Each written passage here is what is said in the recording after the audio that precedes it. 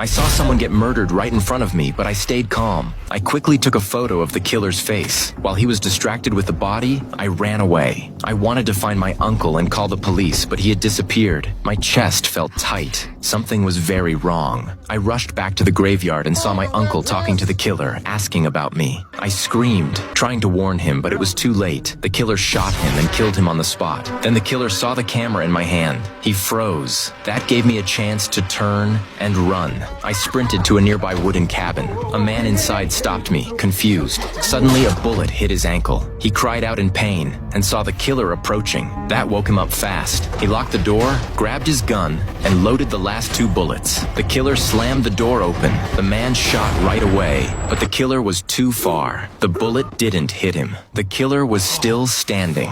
The whole room felt tense and quiet. The man gave him a cold warning. You just try and come up them fucking stairs again, okay?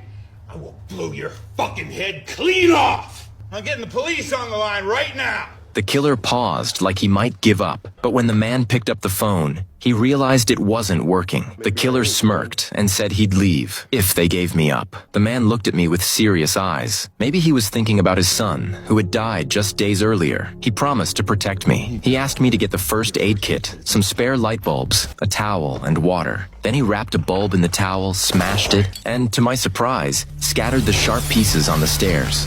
The man asked why the killer was after me. I told him about my nightmare and gave him the film from my camera. He wrapped it up and told me to hide it in the water tank. Meanwhile, downstairs, the killer was getting angry. He shouted and cursed, threatening to come up and kill us.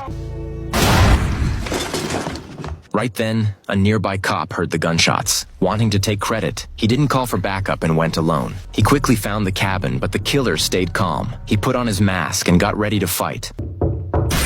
A loud thud echoed. The cop was wounded and collapsed in a pool of blood. Upstairs, the man reacted fast. He told me to use the chance to escape through the window, but I made a noise. The killer heard me and ran after me, firing his gun until it ran out of bullets with a loud click. Just then, the cop, barely alive, caught the killer's attention. The killer grinned, took the cop's weapon, tied him up, and held a gun to his head, demanding the man give me up. The cop's screams echoed through the cabin. The man cursed the killer for being cruel, but lied, saying he didn't care if the cop died. But I knew he cared. He was terrified inside and could only hope for the best. Soon, the killer threw the cop's body outside, but strangely, he didn't come after us. The man guessed the killer might be afraid backup was coming. Maybe he had already left. Still, to be safe, the man told me to hide in the bathroom. Then he slowly went downstairs. The first floor was quiet. No sign of the killer. He sighed in relief until his foot touched a boot. Right then, he knew.